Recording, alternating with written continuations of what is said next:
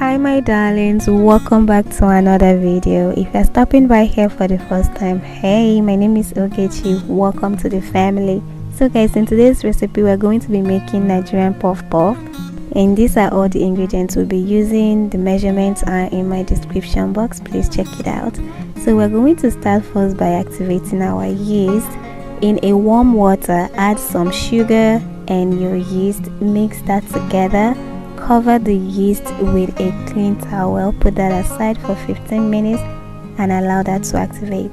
So guys, while the yeast is activating, I'm going to add the rest of the ingredients into the flour, and I'm going to mix them well, making sure they're evenly distributed into my flour.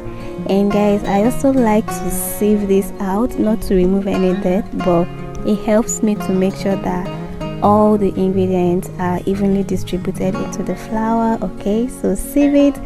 So guys, after 15 minutes of activating the yeast, it should look like this. If it doesn't look like this, please toss it and make another one. So I went ahead to add that yeast into my flour mixture and I mixed them together. Guys, mix.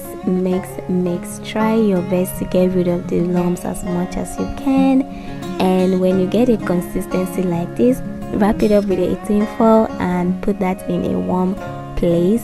Allow it to rise between 50 minutes to 60 minutes and bring it out. It's time to fry. So guys, this is our puff puff batter after 15 minutes. And now I love to add some oil in a small bowl like this, and I like using a spoon like so. I dip the spoon in the oil to make it easy for me to scoop and to avoid my puff puff sticking to the spoon. I have went ahead to preheat my oil, and now I'm just scooping my puff puff into the oil. And guys, just scoop, and we're going to be making this in different batches. For the purpose of the video, I'm not showing the whole batch. Okay, just flip to the other side and allow this to fry and get to a golden brown, or to how you enjoy yours. I know some people like burnt puff puff, like I myself. I like mine a little bit burnt and brown. And guys, when it gets to your desired color, do take it out.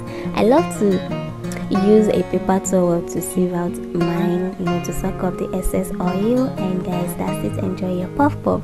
So guys, I want to know, tell me in the comment section, how many of this puff puff can you finish? I feel like Nigerian puff puff is one of the snacks that it's evergreen. You can never get tired of eating puff puff, and it's something that whenever we see, we want to eat, and you can perceive it from afar, like, oh my goodness.